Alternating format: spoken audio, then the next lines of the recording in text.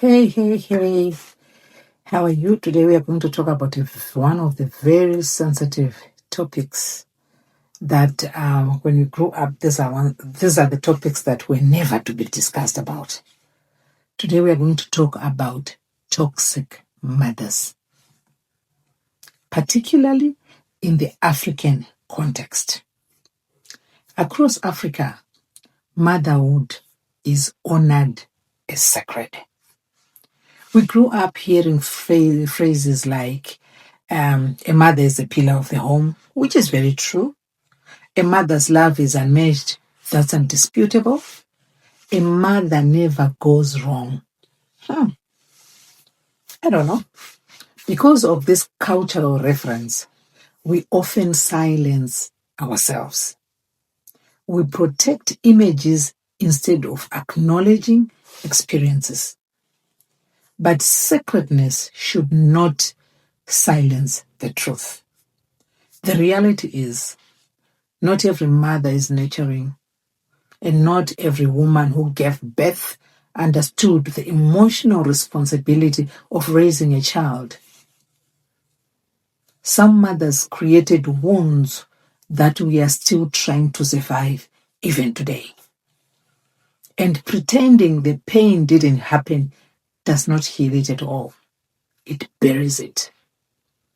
Sometimes the mother's wound is the deepest wound of all, because it came from the person that you expected to protect you. In many African households, survival came before emotional wellness. Children grew up normalizing behaviors that were harmful and now carry those wounds into adulthood. Toxic mothers don't always look violent. Sometimes it looks like emotional manipulation, shame and guilt disguised as discipline, comparing children, it's also toxic, favoritism, toxic, silencing emotions, controlling adult children. There are parents who still control their adult children, verbal insults disguised like advice, and punishing independence.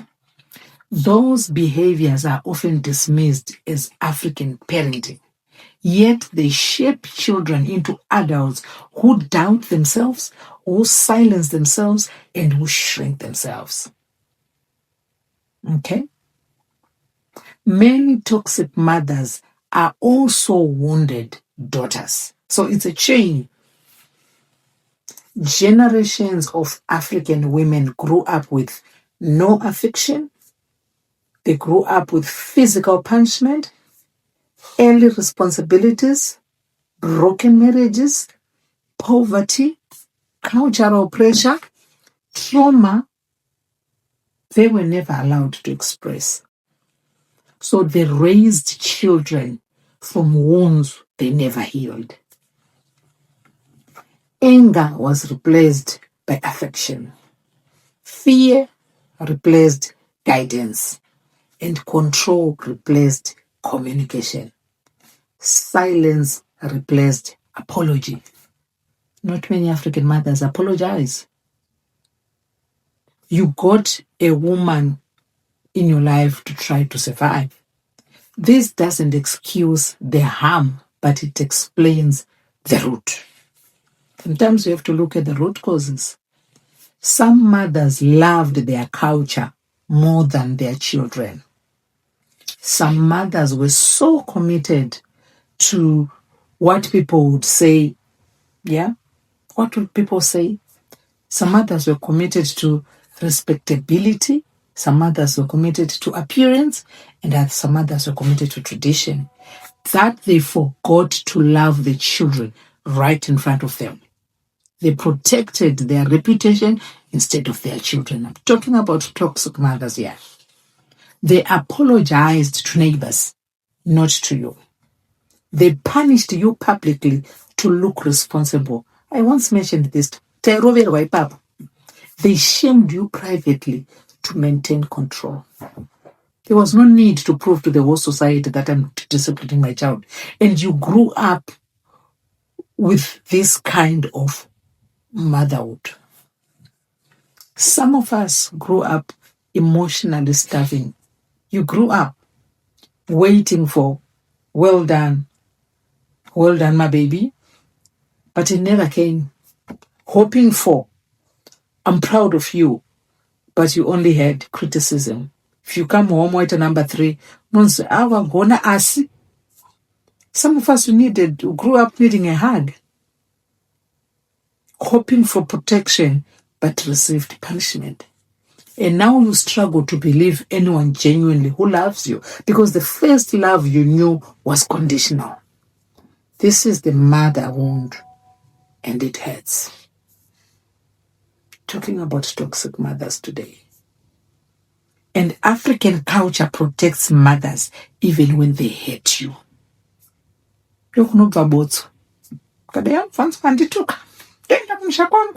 If you speak out, you are called disrespectful, we are called ungrateful, we are called all sorts of names. If you speak out, what is hurting you?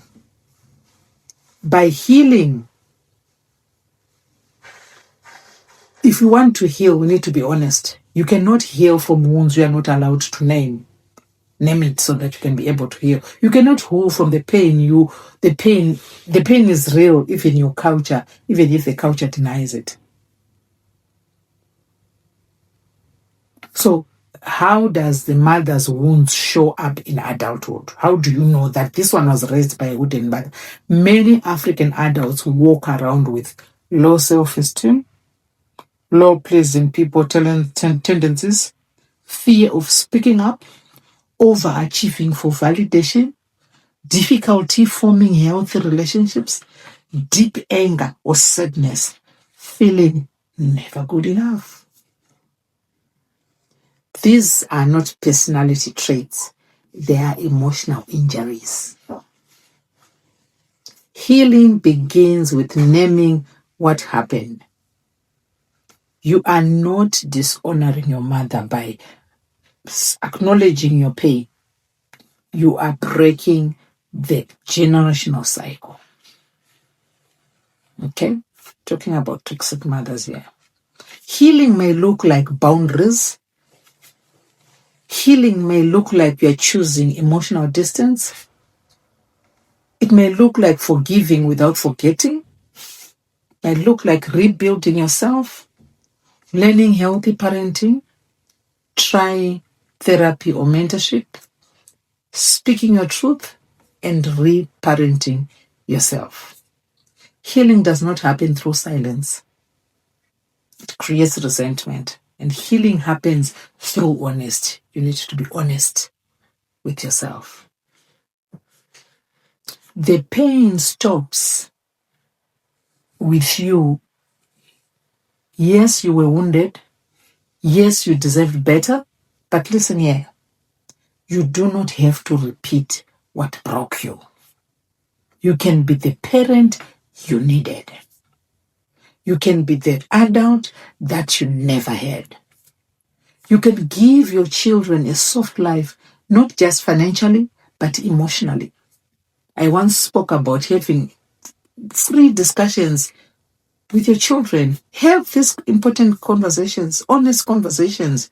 You can be firm without being cruel. You can be caring without being controlling. You can be strong without being cold. You can be present without losing yourself. Your past was not your choice, but your healing is your responsibility. You owe it to the next generation to heal. Choosing healing doesn't mean you hate your mother. Okay? Choosing healing doesn't mean you hate your mother. You are choosing peace. You are choosing growth. You are choosing yourself. And you are choosing mental freedom. You're choosing to stop a generational trauma. You are choosing to love differently. You are choosing to break the chain. That is when you decide to heal. You're not dishonoring your mother. You're just honoring the future. Okay? Heal. The world needs a healed version of you. All right? You will rise from this trauma. And hear this. It's coming from a beautiful place. You are not broken. You're just wounded. You're not difficult. You were unprotected. You're not weak. You are healing. You are not cursed. You are transforming. You are not defined by your mother's pain. You are rewriting your story. You are the one, you are the one chosen to break what destroyed you. And you will succeed. Healing is not for the faint-hearted. Most of us, we are who we are because of our upbringing. It is the courageous. It has been courageous. And you are courageous. Heal, for the world needs a healed version of you. I am Amazing Grace.